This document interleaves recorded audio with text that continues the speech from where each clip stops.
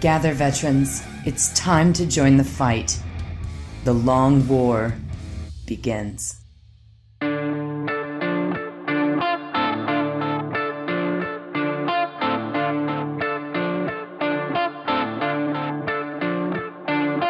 This is The Long War. I'm Rob Baer, and joining me once again are my partners in crime, Kenny Boucher, Mike Haspil, and Wyatt Turk. What's up, guys? Yo, dog, great to be here. Greetings and felicitations. Yo, what's up? Kenny, can you edit out all my mistakes tonight? Yes, 100%. Thanks. I'm on it. You promise, right? I don't. You don't really make mistakes. Like you fuck, as chat has pointed out earlier today. You gotta let me in on that conversation you had with those guys. I didn't have a conversation. I gotta know, dude. You just throw out a lot of. Okay, it was like this. They were like, "Yo, real talk, Rob Baer, he fucks, right?" And I was like, "Yeah, dude." Yep. Demonetized. Nobody talks like that. Not one person. Maybe you. I am a person who talks that way. Yeah. So You're like a crunchy Florida man on the outside. somebody on our YouTube. I like how Rob, like, we're just trying to pay him compliments, and Rob is being this like Southern belle. Well, it's because it ruins his online persona of like, I don't say swear words and I don't drink alcohol, which is not true. Which is not true. Rob fucks, and he's a boozer. Yeah. That's not mostly true. Yeah, like if you've been listening to this podcast for more than a fucking year, Rob. I've never ordered room service from the bathtub or eaten salad off the floor. Nope. Like not any floor. Like I'd eat a salad off like my floor. Like I'd scoop it back up in my plate, be like, fuck it. But like hotel, high traffic, like hallway floor. At a Decepticon. Yeah. Like at the end of the convention, like on the last night. I think that's where I got all my like immunity to things. Yeah. I'm just slowly exposing myself to every germ I can. That's true. But to your point earlier about like you were about to say, like Kenny looks like actually the Dice Check YouTube video is out. So our follow up to the big promo where I did go with Dice Check. We did go live. Dice Check now actually is running the mantle of Chapter Tactics on the Frontline Game podcast network. Their YouTube cut. So if you're not a subscriber to their Twitch page and you wanted to see your boy play that game, that shit's on their YouTube channel right now. And some of the comments are hilarious. And one of them is I think somebody said like Kenny looks like that like 80s style cartoonist high school bully but in this circumstance, like took an active interest and started playing like the game with these kids and like just was like, fuck it. This is my life. This is actually cool. I was going to say that you're a crunchy Florida man on the outside, and on the inside, you're a soft, nuggety center of a Florida man. Yeah, he looks like a juggalo who got his GED. Huh. I think There's nothing wrong with that. Wyatt said it best. That's brutal. You can, I got my GED, went on to higher education. I'm not Esquire. You can call me TS Esquire. TS, of course, stands for Taint Salad. It's my juggalo name. Yeah.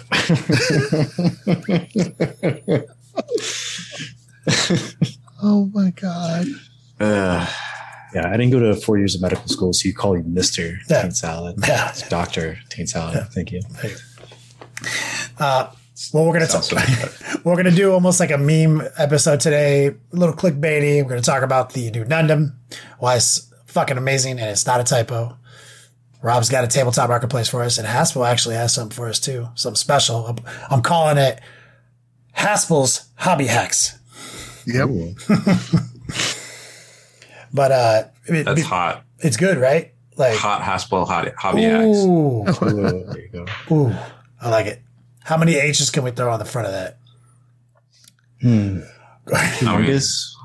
It's gonna make that's a good word. Hip.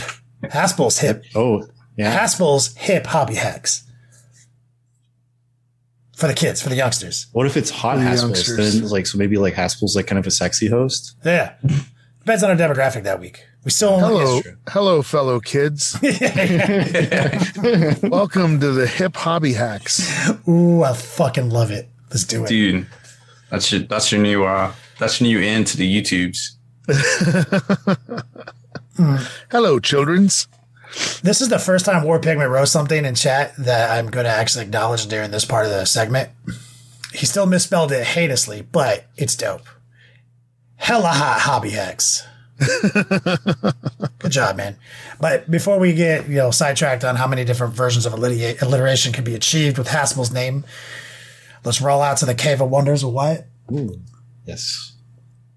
Would you rather have to live full time at a zoo or a roller coaster park?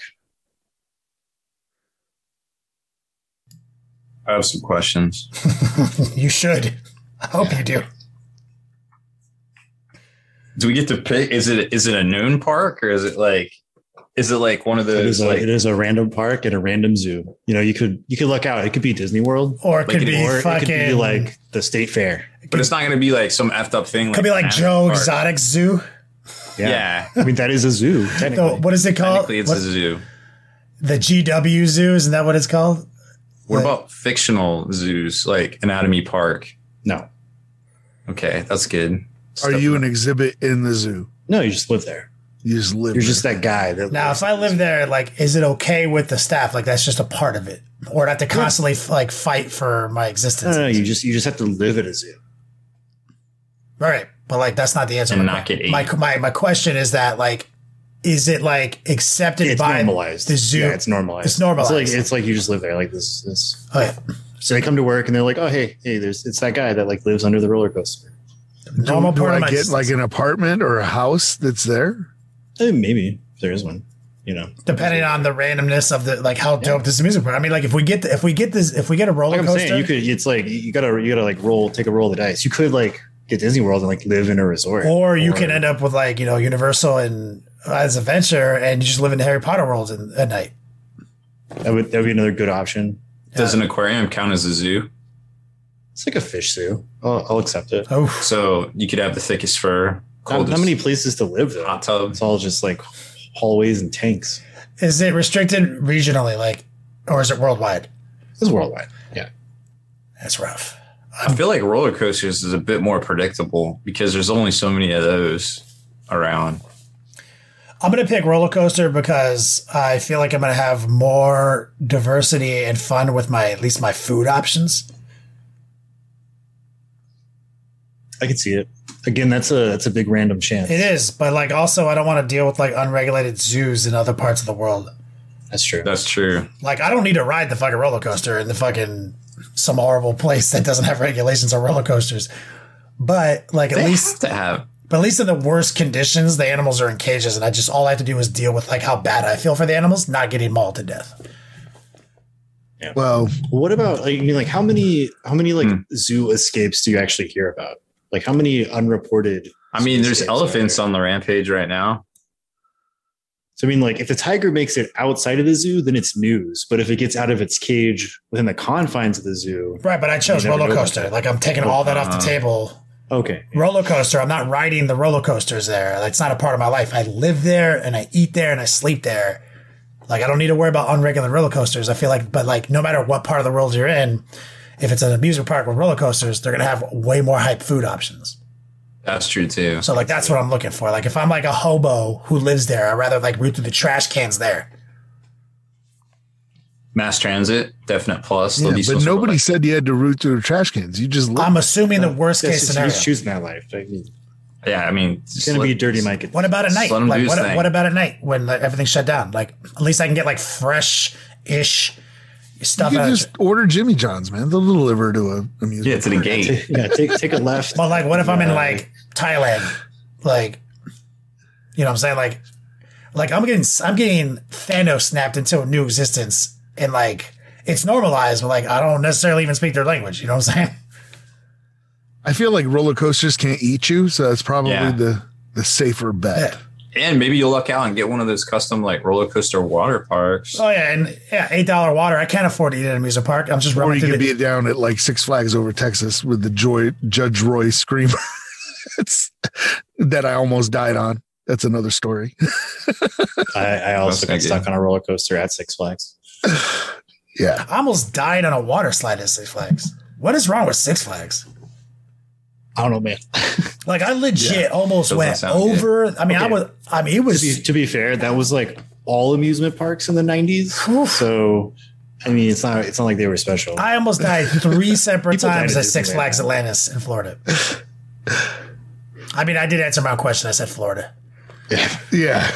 Also, was this in the 90s, early 2000s? Also, it was in the 90s. That was all amusement parks. Yeah. Yeah. So, I mean, like, that's what I'm saying. I'm not riding these bitches, nothing. I'm just going to be eating the food, living my best life, getting suntans, going through the trash cans if I need to, just stealing stuff out of people's lockers. He's going through the trash cans. Can you afford to live your life on $8 waters and for like the change you catch under roller coasters? You're going to be eating out of your trash cans, dog. There has to be like maybe you're part of the crew. Maybe you work for a living. I don't know. They're not going to hire the bum who lives on site. Why does it got to be a bum? Like, why did you insert this fantasy? You have a house if you are genied into living there. You don't. You're homeless. See, that's the thing. That's what I'm saying. Where do you take showers, Rob? It's a random chance. You have to prepare for the worst case scenario here, and roller coaster is the only answer that, like, even. Yeah, because I feel you can, like, go to the log ride and take a bath. Yeah. Oops. But if you try that at a zoo, there's crocodiles. Yeah. Alligators, hippos, things in the water. Yep. So, roller coaster, final answer for me. I think I'm going to go with the roller coaster too, because it's just more predictable. Plus, water park. It might get a water park. That'd be dope. You would, however, it would not be dope if you ended up in, like, Texas. Like, you would actually die from heat and sun. Who, me? Yeah. It could be a problem. And also, conversely, it could be in a colder climate. You would just instantly freeze to death. So, like, you got it. So it's still.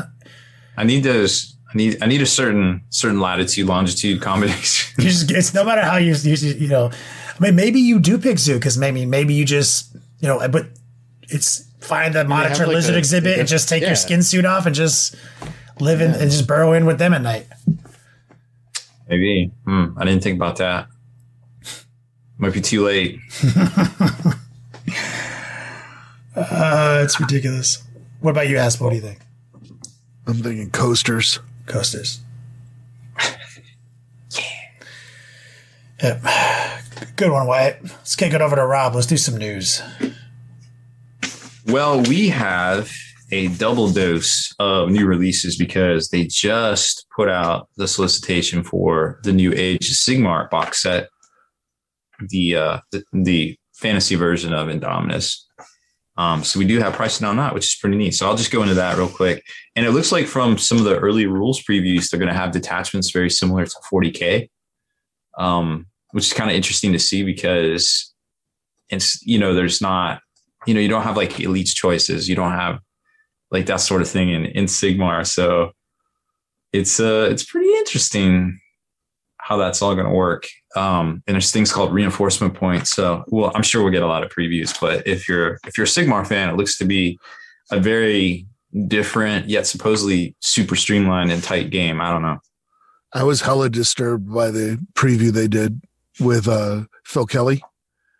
I was just like, he's an adult now. Like he's genuinely old adult now. Oh yeah, he's got like gray hairs and shit. I was like, what happened? Is this the future? I was scared.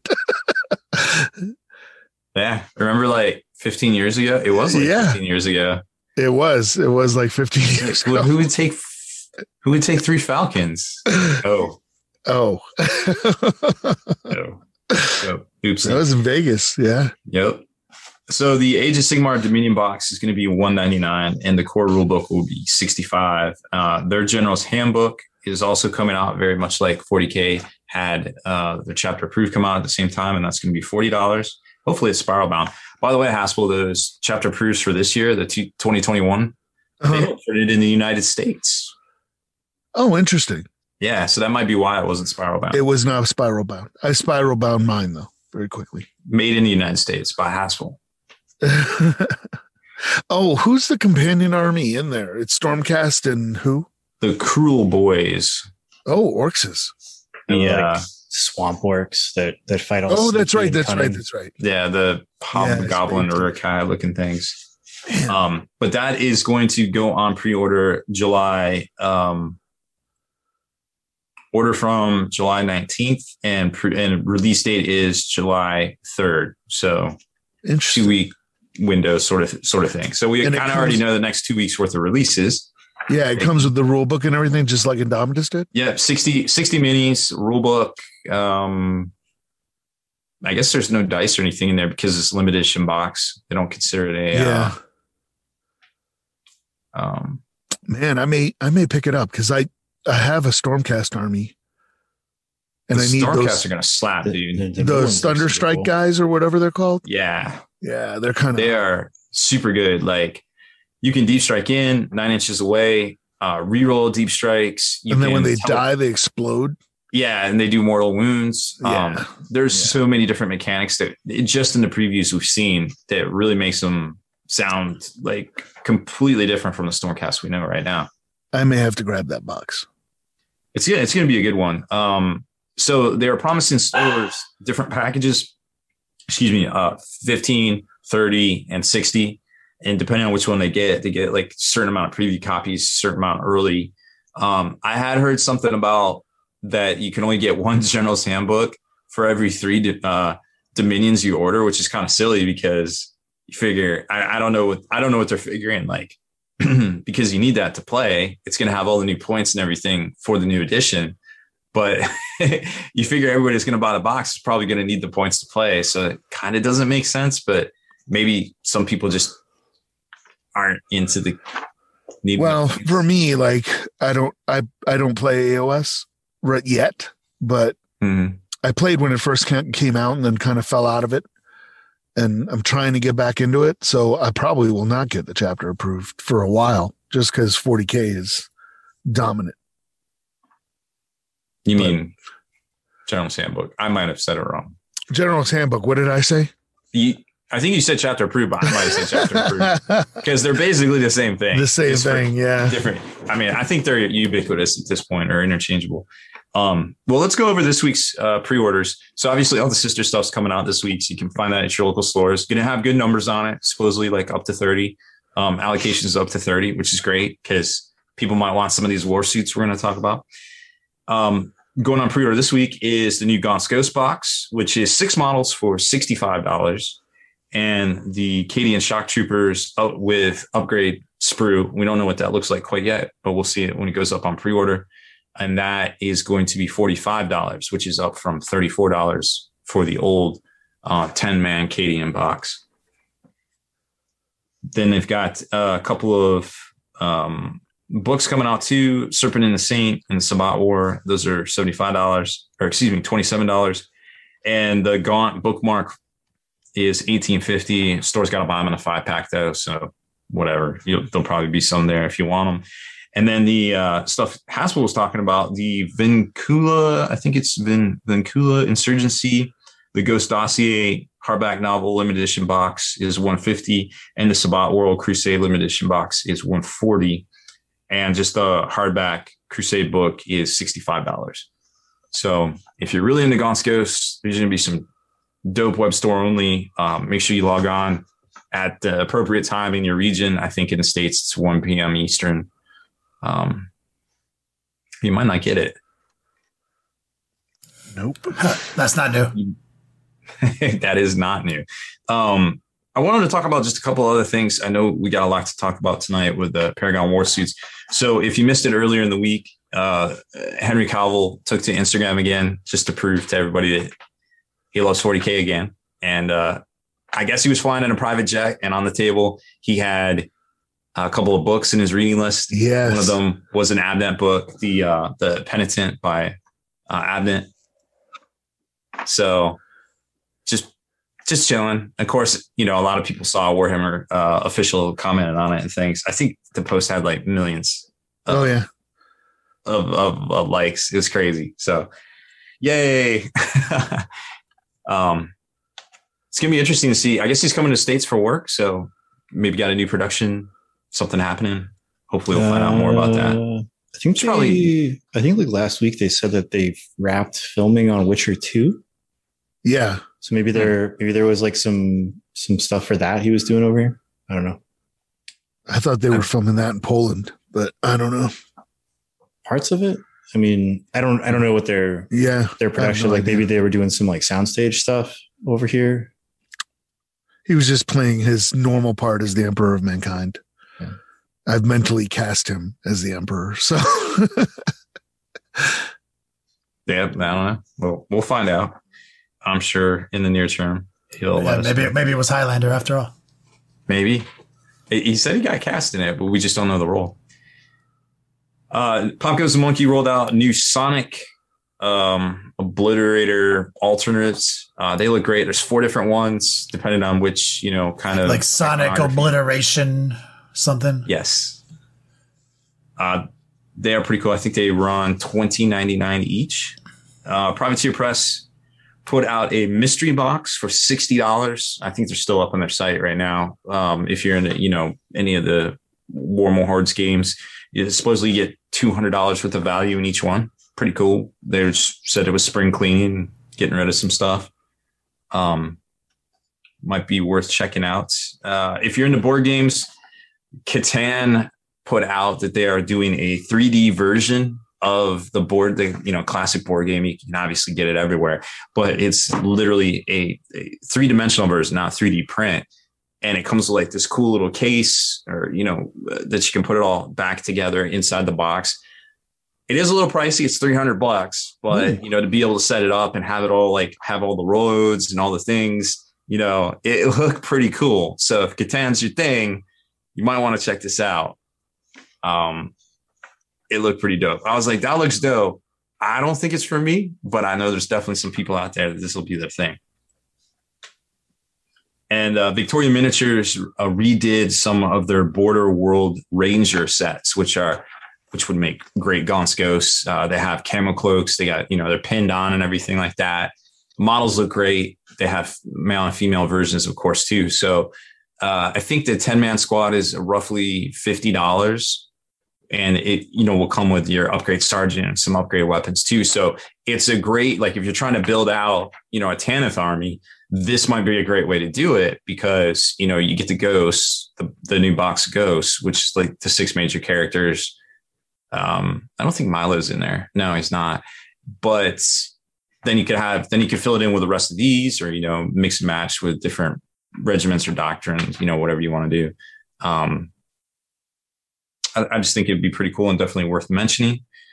And we talked about the new Age of Sigmar as well. So look for that, of course, to go on pre-order starting on the 19th if you are going to pick up the new 3.0 version. Oh, and we did extend the 3D made-to-order sale over on the Spiky Bits web store as well. So if you're looking to pick up any of those great miniatures we sell over there from artists, the Gamek, Heresy Labs, we got stuff over there, 3D Archive, Dark Age. Yeah, don't I have a Dark Age model from you?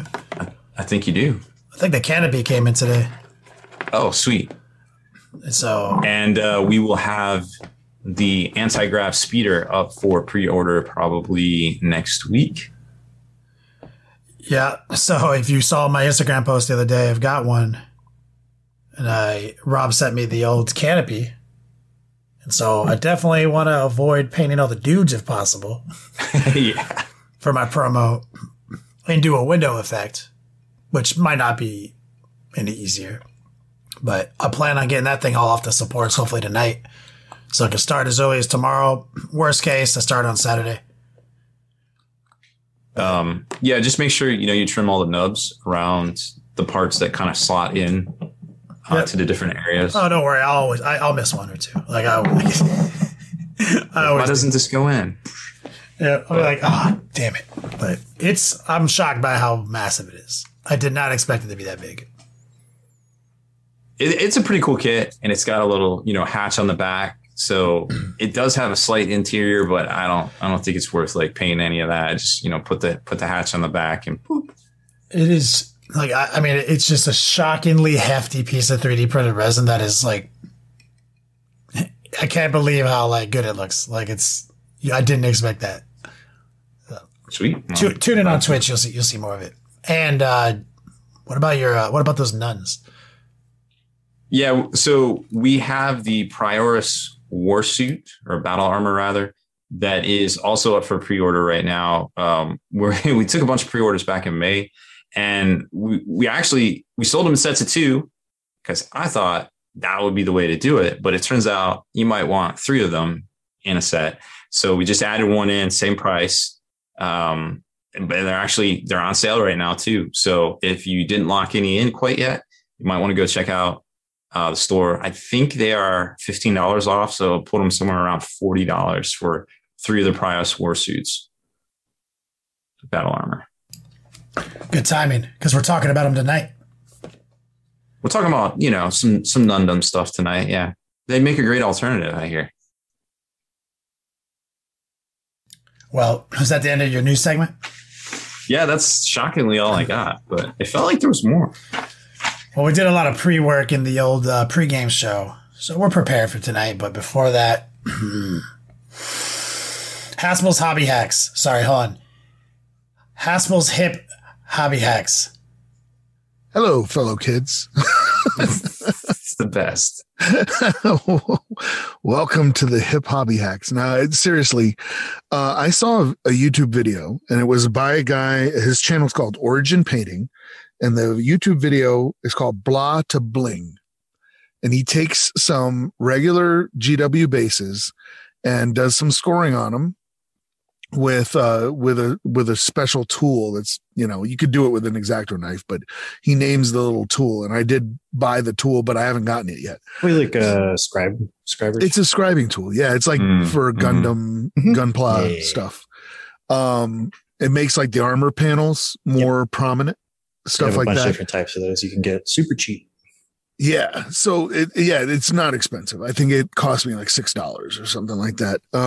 But he winds up making these marble bases out of the GW normal bases. Now, the only part of his process that I was like, that seems like it would take a long time, is he sands how the GW bases come with a little texture on there. He sands that smooth so that when the marble, and I did not do that on mine. You can probably get more mileage with like MDF or resin blanks. But I was just like, who has tiled bases that are smooth? Ulrich's Hobbies. Yeah. So, I was about to say Ulrich's Hobbies also has resin blanks. Yeah. So I was probably going to go that route, but I wanted to test it. Right. And he takes a disinfectant wipe, right? Which, let's face it, we can get a hold of them all over the place now. Right. Yeah. He takes this disinfectant wipe and kind of pulls it apart very gently. Oh, I see. So that the strands are still together. And then he places it really tightly over this base and hits it with his airbrush. And he does like 2 or 3 colors. Then when he pulls this wipe off, it essentially makes a mask. And when he pulls it off, marble bases, man. And I was like, nah, that's sorcery. There's no way that works. So I wanted to try it. So I went and grabbed Clorox wipe, started pulling it apart, threw it on a 30 mil base, and I did a 60 mil base too. Threw it on there. I did it with rattle cans because I didn't want to get my airbrush all up and running and everything like that. So I just was like, hey, I have white primer. I have, some blue. I think it was a Space Wolf blue or whatever, and some gold. And so I just did that, moved the mask a little bit, did it again, and then moved it a little bit, and then hit it with the white. Pull the wipe off, and my jaw dropped. I just went, well, this looks like marble. And it was real fast. So I was just like, the world needs to know about this. So please, please go check out his video. He does a much better job of explaining it. And of course, it's a video. So yeah, I mean, an important part of that is you want to dry those wipes out. Yes. Yeah. I think Impending Duff did a similar one, but he used a what's those things you put in the dryer? Dryer sheet. Oh, dryer sheet? Yeah, I think he did it with a dryer sheet, and he did the same thing. It's old tech, the dryer sheet tech. Dryer sheets, I like this wet wipe check more because dryer sheets are typically covered in like this dry residue. Ooh, yeah. That I think that because I'm sure this guy knew about the dry tech and he deliberately changed the tech to the wet wipe tech.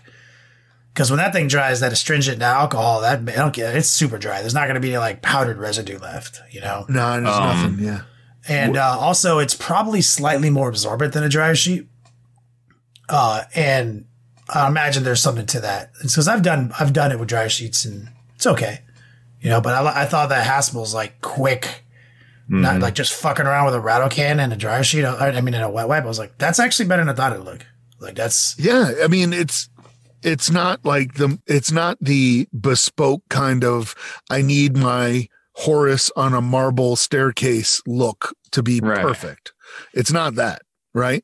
But if you're like doing, I don't know, like 60 bases, it's pretty awesome. Yep. It's really, really fast. For the 100 base. I mean, I've seen some people very painstakingly use the dryer tech to do smaller, more detailed things. It's just, I've never heard of the wet wipe. And no, and it was new. It was just like when we found out about like the makeup sponge thing. I was just like, this, I've never heard of it before, and I've been in the hobby for a while. So I see some folks in the chat are saying that it's been around for a while. I've never heard of it before. So it was a discovery for me. The dryer sheet trick has been, you ever seen those like spray paint artists on the side of the streets do all sorts of crazy shit? Oh yeah. Yeah. You know what I mean? Like, like certain fabrics, certain textures do different things. It's an old trick, but no one in that world is like doing it on a tiny little model. So like, I've never personally been that happy with the amount of work you actually have to do to make the dryer sheet work. Whereas like, I know you went straight hack mode on yours, and it looks to me better as like straight hack mode. So there's got to be some deliberate choice to the wet wipe. Well, I'm gonna keep perfecting that technique because I think my Blood Ravens are going to be on marbleized bases. Nice, but probably I'm gonna damage them up because and throw them up on Facebook. The rest of the army, so everyone can see. Like throw them in Discord, whatever. Oh yeah, I should put them in Discord. I put them on Facebook, but I'll throw them in Discord. Who was the YouTuber? His channel is called Origin Painting, and the video is called Blah to Bling. Bling. like how to do fast marble bases or something like that. If you type in marble or something, combination of those keywords, it should come up. And then I have some other quick news for fans of Graveyard Shift. Just turned in a story. Well, I did at the beginning of the month, but now we can announce it because all the contracts have been signed. That is a new Alex Romer / Minkura story or Minkara story. And it is really, really cool. I'm excited for you guys to read it. Unfortunately, I don't want to get too much into the hype because it's some months out still when it will be published. So it's an anthology for Bane Books with Larry Correia, and I'm very, very thrilled. It's called Storm Surge, and it will take place. It actually takes place right before Graveyard Shift, the day before Graveyard Shift, but that doesn't really matter. So if you've not read Graveyard Shift, it stands alone. It doesn't matter. It's just kind of an Easter egg that it happens like literally right before the book starts. So it's pretty cool. I'm thrilled for that. And I have another short story coming out November 2nd. You're going to hear a lot more about this as the time gets closer. It's part of an anthology called Gunfight on Europa Station. It is a sci-fi Western anthology with some really big sci-fi heavy hitters. I'm still shocked that I got in there, and that is up for pre-order right now on wherever they sell books, pretty much. So you can check out like bookshop.org that helps support independent booksellers. And I also think that's the cheapest place that it is. But I have a story in there called the Penultimate Stand of Pina Gracchi, and it is about essentially a badass U.S. Marshal and what's going down with her. So it is really, really cool. But in the future, of course, it's not like present day. But when will then be now? It's sci-fi. Huh? But when will then be now? Exactly. Right. Like it's like 2250, something crazy. Ooh. Well, nice. Meat and potatoes time? Yeah. So Paragon Warsuits broken? Question mark? Maybe. Deliberately broken? Deliberately? I don't know. It's like The answer may surprise you. we're gonna like step into the twilight zone. Like, a what if scenario? Like, what if these models that are point costed at 240 points and ignore -1 damage is real? Well, it does say, let's see. So, yeah, we're going to start with the hot take that they're not broken. It's not a typo. They are actually as presented in that data sheet. And for anyone who's just listening who doesn't know what we're talking about. So yeah, so in the new Sisters Codex, we have the new unit, the exosuits, or the Nundums, as people have come to call them. They have a special rule that is just called Paragon Warsuit. It says each time an attack is allocated to a model in this unit, subtract 1 from the damage characteristic of that attack. Stop. Full stop. That's where the sentence ends. Wait, so what? Technically speaking, if you get hit with a 1 damage weapon, you reduce that damage by 1 to 0. Right. To 0. So now the speculation, right, is that everyone online is like, this is obviously a fucking mistake. This is wrong. This is a typo. It's going to be a day 1 FAQ'd. And you can kind of understand where they're coming from because, you know, it seems like a copy and paste of like the Dreadnought rule, that all Dreadnoughts now have, or Disgustingly Resilience, where everyone has, you know, to Wyatt's full stop. It goes on to say to a minimum of 1. Yeah. Mm-hmm. This does not have that, right? And so everyone's like, oh, they fucked up. It's you can't hurt it, blah, blah, blah. That's stupid. But how many points is that thing? Well, that's where the rub is, because according to this, unit size is 3 models. Unit cost is 240 per model. Okay, so there's a bit of a monkey wrench there. So this model is 240 points, making a stock Warsuit unit 720 points. And so just to go into like what do they got going on, right? So they're movement 8, they hit on 3s, strength 5, toughness 5, 4 wounds, 3 attacks base, the 2-up armor save, and they have Axe of Faith, Sacred Rites, and Shield of Faith. So they do have an invul save naturally, and they are core. It's a core unit, and you know everybody knows that like core is very important. You know, your bread and butter type units, they get rerolls from characters, like that sort of deal, right? They're also Celestian, so that will come into play probably for one of their stratagems. Yeah. And so we're looking at a 12 wound unit at T5, the 2-up armor save and a 6-up invul save. And they come stock with a bolt pistol, but they have 2 storm bolters apiece. So that's like 8 shots a pop because they're vehicles. A heavy bolter and the Paragon Warblade, which is strength 6, -3 AP, 2 damage weapon, and they get an additional attack. So the unit of 3 is 13 attacks. Or you can use the Mace, which is a +4 strength. So strength 9, -2 for 3 damage. You got to subtract 1 from the hit roll, but it hits way harder, right? So you got 10 attacks with that one, right? So we speculate, right? So like, what if this unit actually is 240 points and this rule per model, right? Because that's the other speculation, right? By the way, the HQ more involved, the name suit is 265 for just 1. And what's his stats compared to one of these people?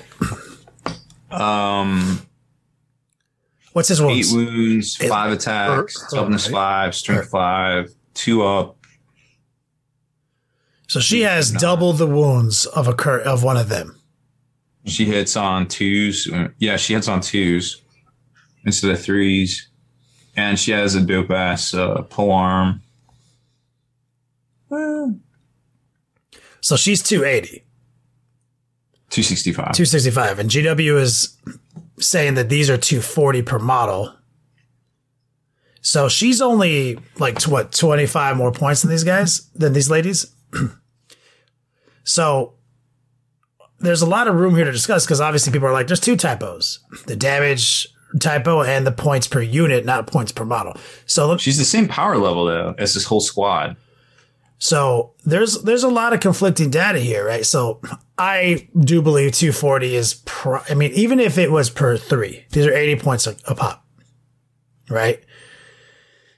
80 points a pop, 240 for the unit. It's still kind of expensive for a 4-wound model, a little bit person. Especially like they have kind of a low number of attacks for somebody for a unit like this. The Iron Strider, AdMech Iron Strider, 65 points. Yeah. Has 2 last cannon shots, is 6 wounds. Yeah. And then with these, you have to upgrade. So you have to pay 10 points for a multi-melta. Yep. And then you can upgrade the storm bolsters to a grenade launcher, which is so 2 of them, so 4 shots of strength 6 -1 D3 damage. So that's another way to get more shooting bang for your buck there. So they're all around, they're still more points than that platform. And so what's this Paragon Warsuit thing going on? So and like I said, just again to the chat, anyone listening is so there's 2 problems. The points don't make sense, and that rule looks typoed, right? But it makes more sense if you compare their power level and their wounds to the HQ for them being 240 for the squad, right? Because she's basically just 2 of them wound wise, right? Mm-hmm. And she has a 4-up, feel no pain. So it's entirely possible that they typoed the 240, because even at 80 points, I would concede that they're 80 points a guy, right? For a unit total of 240. Right. I'll concede that and still defend their -1 damage rule, because at 80 points, they ignore 1 damage. So they're basically, listen to this, guys. At these stats and at 80, they're actually cheaper than a Custodes Terminator, which have basically the same stat line. Right, but Custodes is old 8th edition. They're going to get fixed. This is so. Yeah. This is so forget that shit. Use Iron Strider, because that just came out. Yeah. Iron Strider, 65 points, has 6 wounds. It's 65 points, and has 2 last cannon shots that do 3 plus D3 damage that hit on 3s, and is also core. She is, if I can make the points concession, 80 points for only 4 wounds, right? And doesn't have hit on 3, D3 plus 3 and damage. Their innate invul is only a 6. Yeah. Right, where the innate invul of Aquilon Terminator is what, a 4-up? So yeah, they're going to have a 4-up. Yeah, that's because if they're all custodians, yada yada. So hot take, they're 80 points and they can reduce damage to 0. And this might just be a new paradigm, right? Because these are set piece units. They are expensive. They are not a troop choice, right? They're heavy support. They are elites. So they're an elite. So it's if you want to bring these, you can only take a limited number of them, or you'd have to take a Vanguard detachment. It's going to cost you CP. And you can't regain that CP by having the Warlord in there because it's a Vanguard detachment. So they're elite, but that's still because battalions give you more than 3 elites. Yeah, they're still it's if you're going to build an army around them, you can't have a ton of them. It's going to be very limited because they are expensive and they are an elite slot, right? And so there's been wacky rules like this in 40K for going all the way back. Back in the day, Terminators, you used to roll 2 dice rolls for your 2-up armor save. Right. And then at one point, I think you could reroll 1s, you get 2 chances at it instead of 2 dice. Yeah, it was you combined. It was. Yeah. But here's another comparison: Death Shroud Terminators. Mm-hmm. They're 150 points for 3. Yep. Right, and they also have -1 damage to a minimum 1 because disgusting resilient. They have a 4-up invulnerable, right, and a 2-up save. These ladies have a 6-up invulnerable and a 2-up save. They have 4 wounds in pop, not 3, but they cost 240. Not 150. So there's their offensive ceiling is not nearly that of a unit of Death Shroud. They have better shooting, undoubtedly, but no comparative close combat to a Death Shroud unit. Right. So they're a utility unit, and I can definitely see. So if I was just looking at this no bias, right? I'm just looking at what they do on the table, right? What weapon choices they have. And then look at their defensive capabilities. I can definitely see a utility unit because they're split right down the middle, shooting and melee, because they can't have 2 multi-meltas. You can't replace the sword, right? You always have to have that melee weapon. And you always have to have a main gun and then like little piddly pea shooter guns, right? So they're like a utility unit right down the middle. I can definitely see like them not having a baller invul save like Death Shroud. Their defensive buff being this thing where it's like, we're these big badass warsuits and we don't suffer damage from 1 damage weapons. Yeah, they're literally, we're immune. And then you think about that, right? Like it's a toughness 5 thing with 4 wounds, 2 up armor, not a very good invul save. What do you shoot at these? You don't shoot tank guns. You don't shoot bolt you shoot tank guns. You shoot 2 damage. You shoot 3 damage. You shoot D3 plus 3 damage. You shoot melt it's not, zone. yeah. So to add to the point, it's like, first off, it's not a fucking big deal if they actually do reduce damage to a possible 0. It's not a big fucking deal. And to further along that point, this might be one of the first iterations we see of Games Workshop somewhat balancing the like vehicle fun police meta that we have going on right now, where like if a tank, if you don't want to give like a Lehman Russ tank an invul save, right? Like we've talked about this in previous episodes where we make it immune to 1 damage weapons. Make it immune to 1 damage. Fucking maybe this is finally happening. Right? So it's like you can still interact with it with almost everything. So it works within the bounds of this rule set that they've created for 8th and 9th, where you can interact with almost everything, right? But then we have this situation where it's like, well, with the proliferation of multi-damage weapons with high AP values, vehicles kind of aren't that baller unless they're small enough to take advantage of obscuring terrain or they have an invul save. And so with these gals, it kind of makes sense to me that they would just be like, okay, las guns, like we don't really care about that. Bolt guns, we don't really care about that. Some immunity. I 100% back this line of thought. I think it's entirely possible because GW has done this several times where they've given us a new like style of rule that then takes hold. Transhuman. Put it to you another way too. That makes total sense. What is the number one thing that people are spamming right now to deal with Space Marines? 2 damage and higher weapons, because all Space Marines have minimum 2 wounds. So if you're already tooled to fight Space Marines with 2 and 3 or higher damage weapons, these Paragon Warsuits, that rule literally doesn't affect you because you're still able to do damage to them. It's just reducing it very slightly. Yeah. So now, since I think we all, because we fleshed this out in the pregame show, we all kind of agree that it's entirely possible that this is not a typo and this won't get FAQ'd. And also kind of proven, I believe, with circumstantial evidence, which is evidence that it's not a big fucking deal, even if, it's not. Yeah. I mean, it's sort of like if you were to entirely specialize in the Paragon Warsuits, so let's just say like I take Morgan Val and literally as many Paragon Warsuits as I can take legally in an army, right? And you're on the other side of that table from me. It's almost like you're just playing Death Guard at that point. So like, you can still deal with Death Guard because you have high strength anti-vehicle weapons. Yeah. So it's like if I hit you with a 6+2 on a multi-melta, well, it's a 5. GG, dog.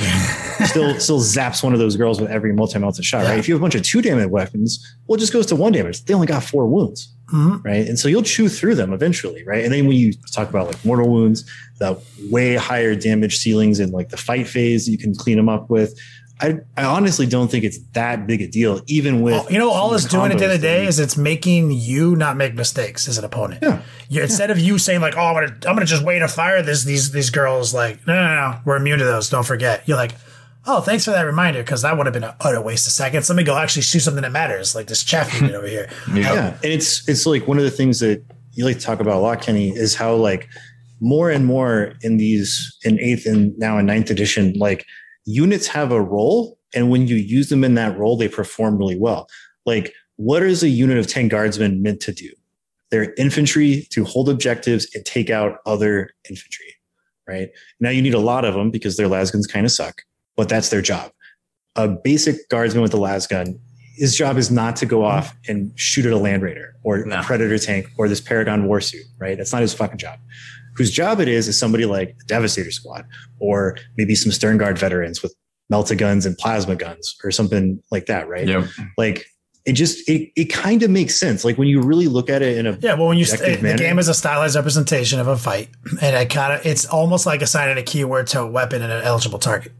But I think what people are, and I agree with what they're saying in chat, is that why would they give it to this and not give it to other stuff like an actual land raider or like a knight? Because Games Workshop wants you to buy more books with new rules in it.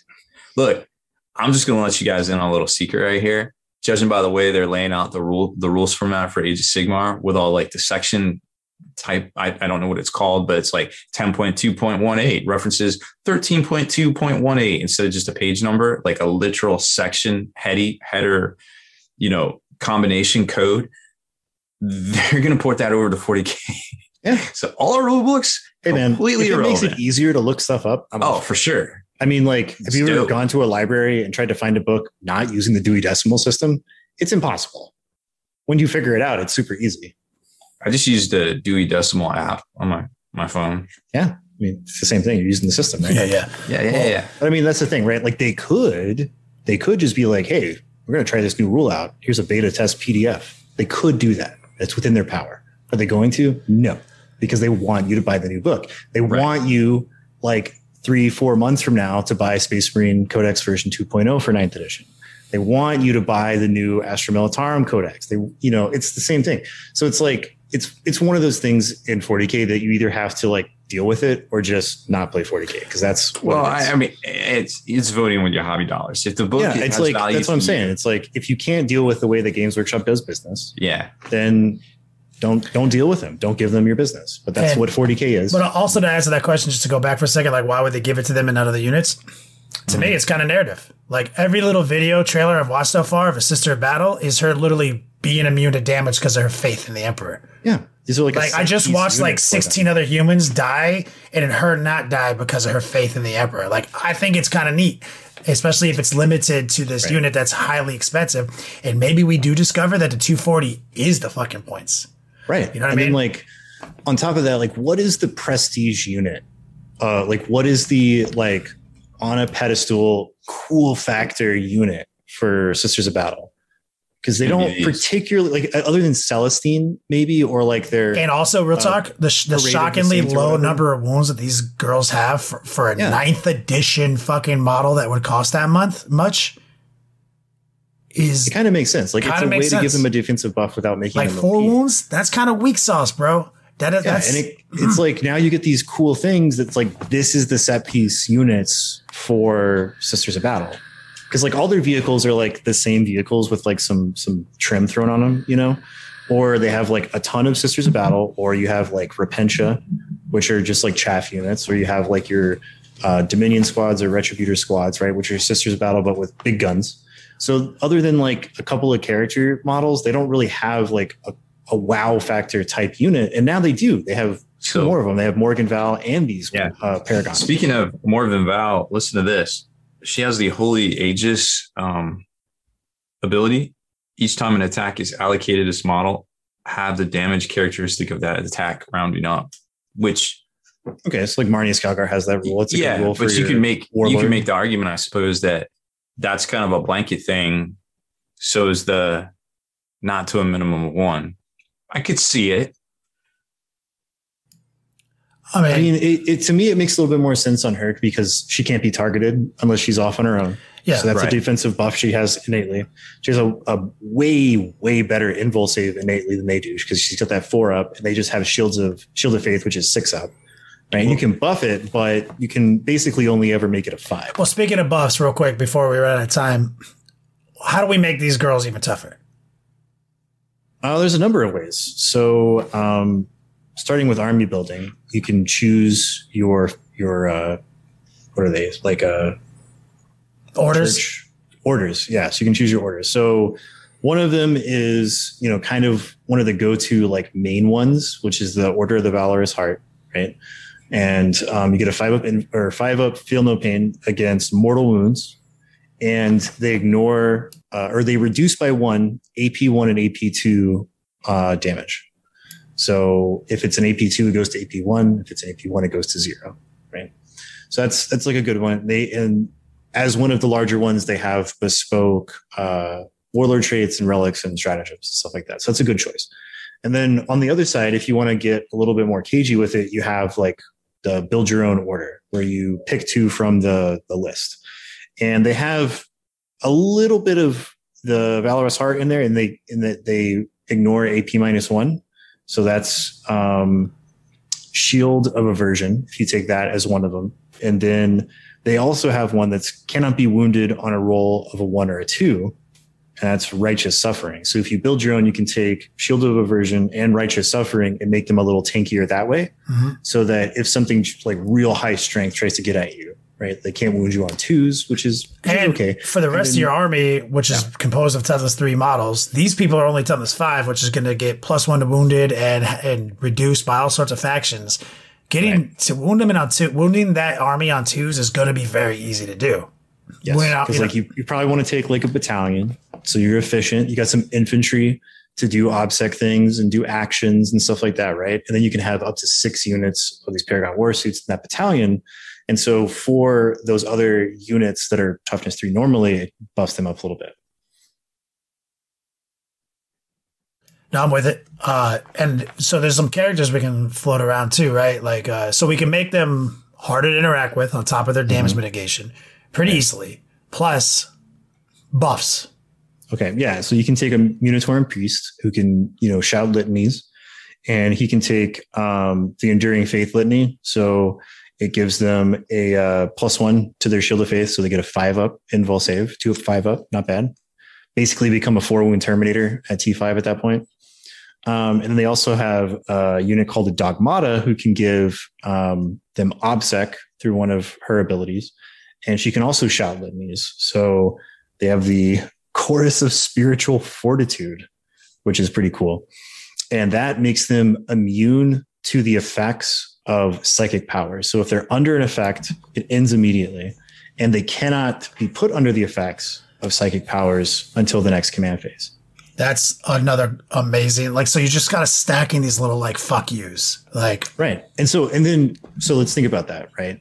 We have all of these things. So AP -1, AP -2, or they reduce it by 1, right? So if I have a weapon that it can wound them on 3s at -2 AP or 2s, they have the soft version. So so I'm just talking about Valorous Heart, right? So it's I'm shooting at them with a weapon that's going to reduce the damage by 1, and it's going to reduce the AP by 1 if it's -1 or -2, and then they have a 2-up and a 5-up.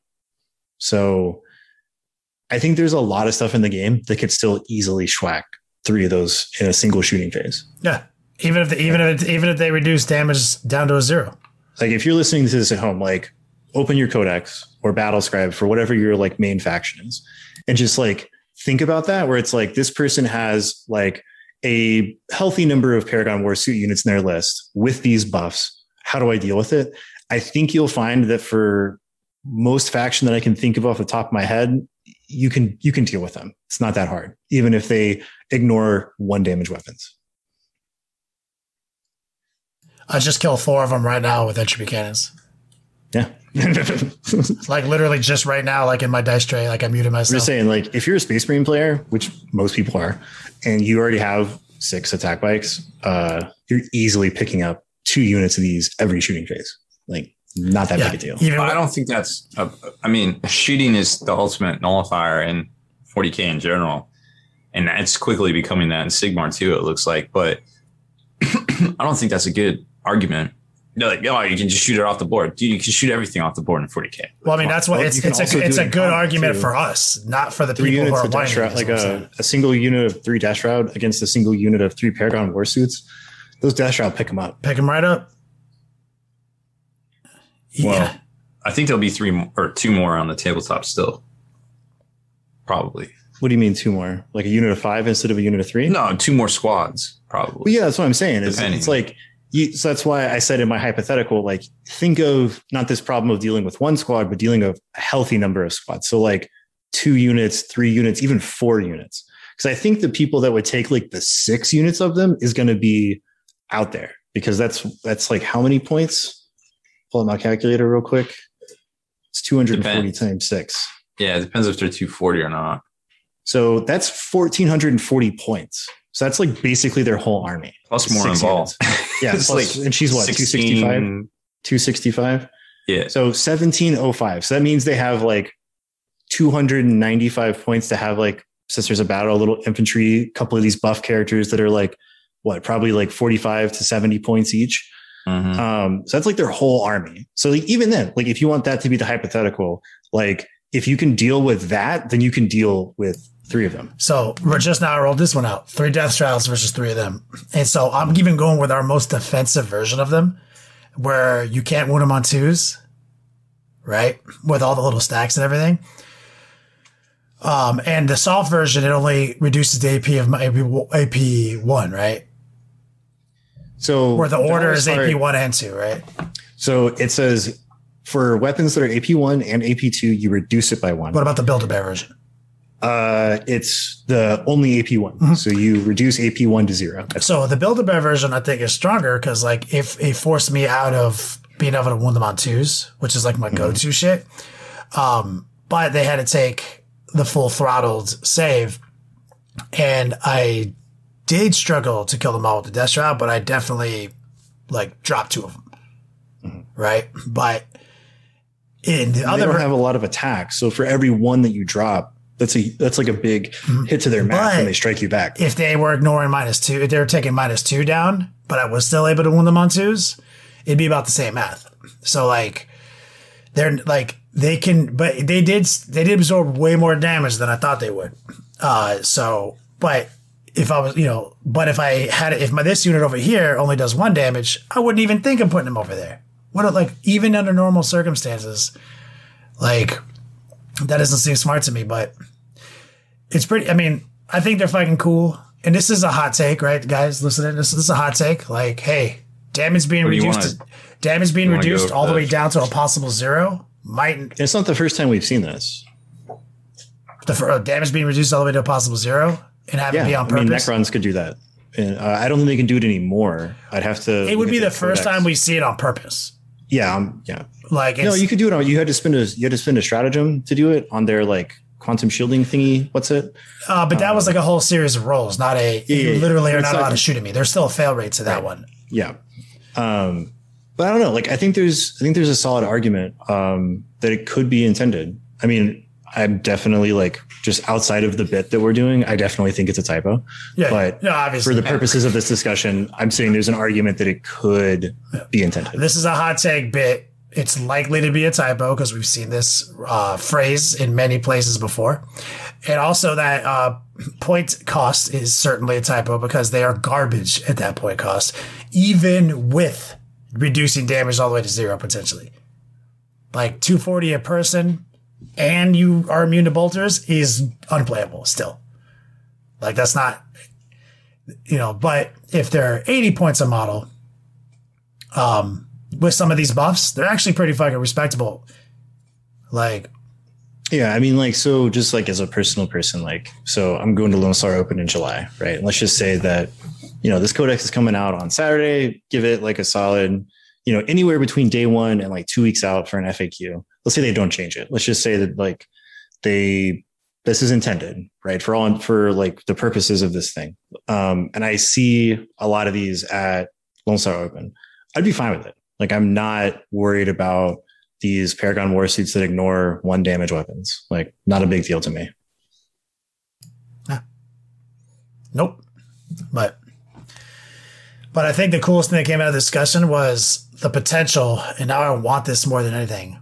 I want there to be a keyword interaction that disallows a certain classification of 1 damage weapon from even being able to target a certain keyword, like lasgun attack. Yeah. I mean, my point in it is like, I think this would be cool if they actually did it. And then going forward, they use this precedent as a way to make vehicles tougher than they are without making them impossible to kill.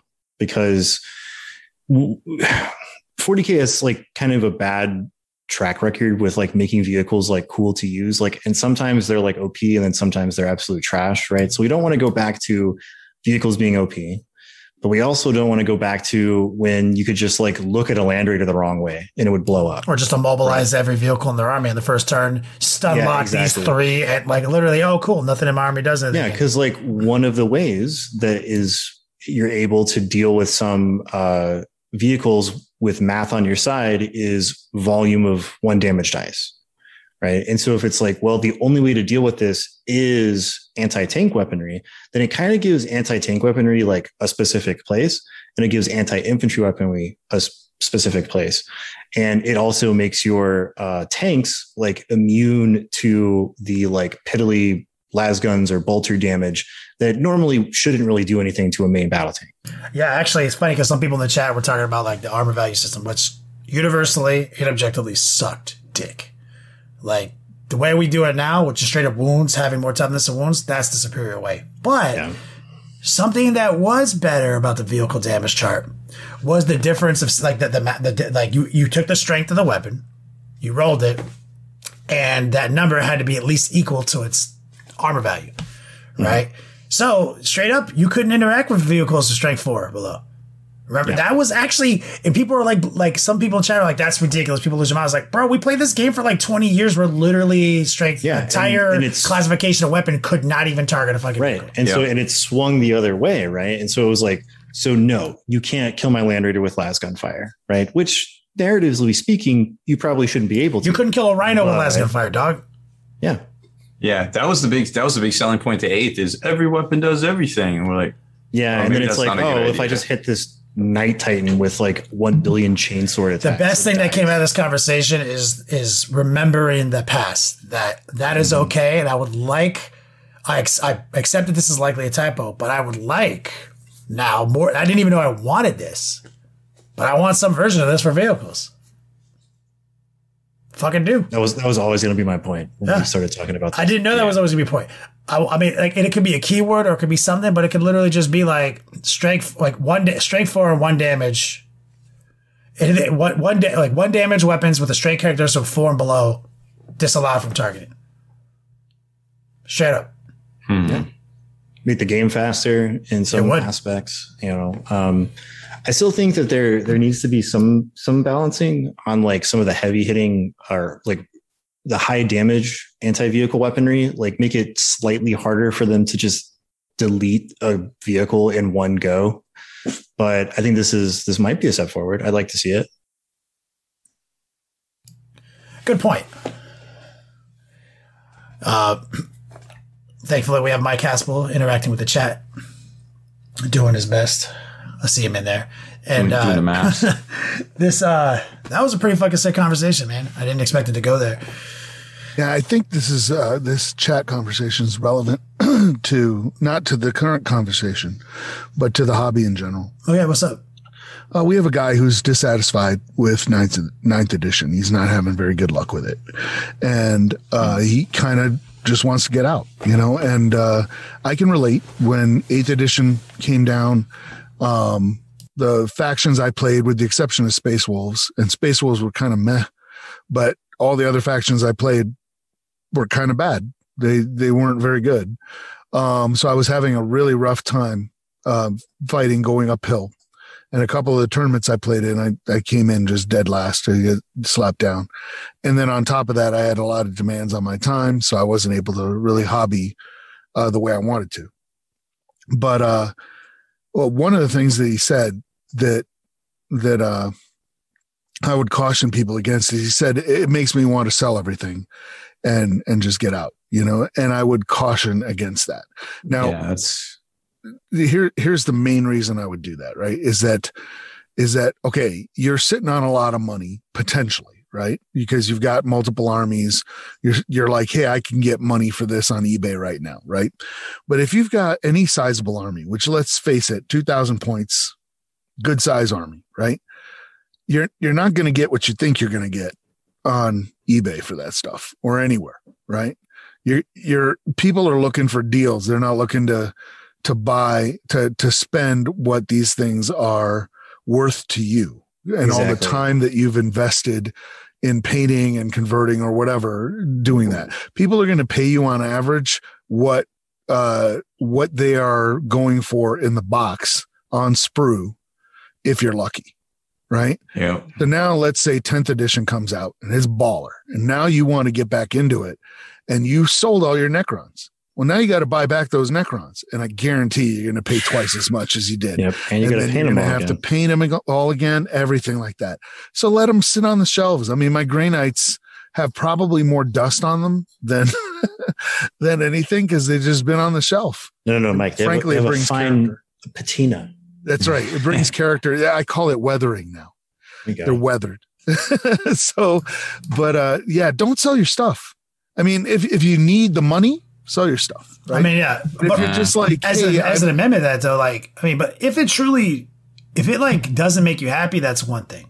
If it makes you sad, that's another thing entirely. You know what I'm saying? Like, if going out and playing the game currently doesn't bring you joy, there's other aspects of the hobby that can still bring you joy. But if like having that collection is somehow looming over you and causing you anxiety, and like now it's just like actually is a monument that you look at it every time and it doesn't make you, it makes you the opposite of happy. Like it's actively doing that to you.